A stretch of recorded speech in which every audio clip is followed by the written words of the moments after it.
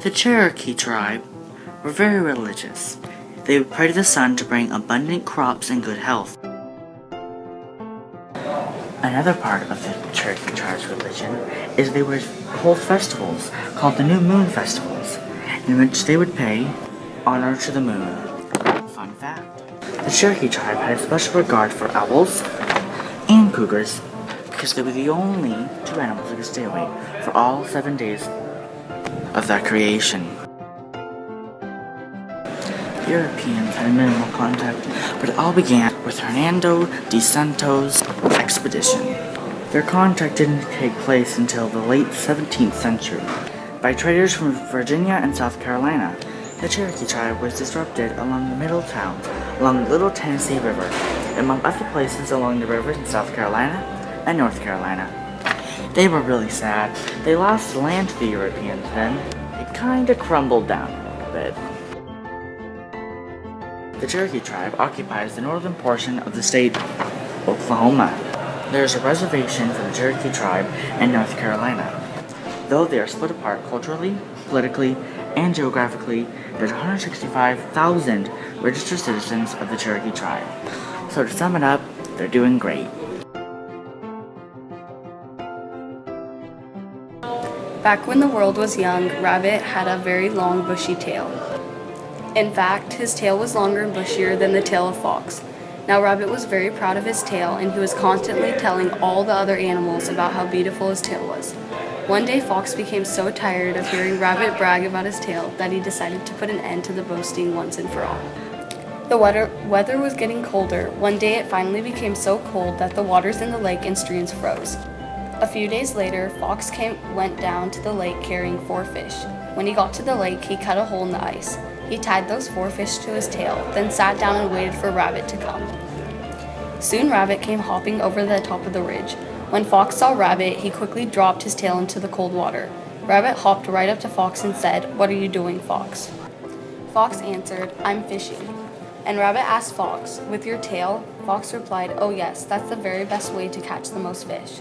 Rabbit said, "How long have you been fishing?" Fox lied and said, "Oh, only about 15 minutes. Rabbit asked, "Have you caught any fish yet?" Then Fox pulled up his tail, and there were those 4 fish hanging on it. Rabbit asked, "What do you plan to do with the fish you catch?" Fox said, "Well, I figure I'll fish until I catch enough fish to take to the Cherokee village and then trade them in for a pair of beautiful tail cones. There's only 1 set of tail cones left, and I really want them." Fox could see that Rabbit was thinking. Rabbit thought to himself, "If I fished all night long, I bet I would have enough fish by morning to trade at the Cherokee village. Then I could get those tail cones for myself." Fox said, "It's getting late and I'm cold. I think I'll come back and fish some more in the morning. See you, Rabbit." Then Fox loped off over the top of the ridge. As soon as Fox was out of sight, Rabbit dropped his tail down into the icy water of the lake. Brr, it was cold. But Rabbit thought, "Oh no, I want those tail cones more than anything." So he sat down on the hole in the ice and fished all night long. Soon after the sun came up, Fox loped over the top of the ridge. He ran right up to Rabbit. He said, "What are you doing here, Rabbit?" The teeth of Rabbit began to chatter. "I'm fishing, Fox." Fox asked, "Well, have you caught any fish?"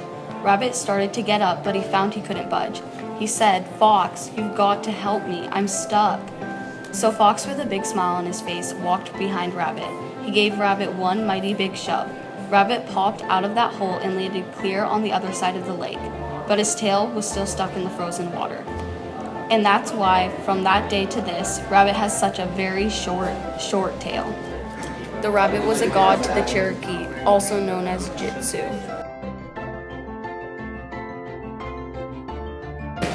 Cherokee people farmed and hunted for their food. Women did most of the farming, and they harvested corn, beans, squash, and sunflowers. Men did most of the hunting, and they hunted for bear, deer, wild turkeys, and small game. Men also fished in the rivers. Most of the Cherokee dishes included cornbread, soups, and stews. The Cherokees tried to involve all members of their community when solving debates or issues. The council was pulled up to 9 people. Although it was mainly men that were in it, women could also give advice. The Cherokees had certain individuals of office who had the ability to persuade others. This was the principal chief and the vice principal chief. The vice principal chief was usually the speaker for the principal chief at council meetings. The Cherokees had buildings used for dances, games, and ceremonies. Near the end of the town, they had their council house.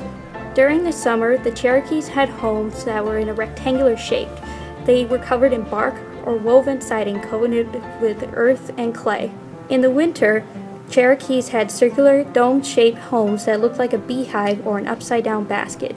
It was partially sunken into the ground. This type of lodge was called an ozzy. Being smaller and lower than the summer homes, it was easier to keep warm in the winter. The Cherokee people mostly traded fur, like fox fur and deer fur. The Cherokee people began trade with the Europeans in the 17th century.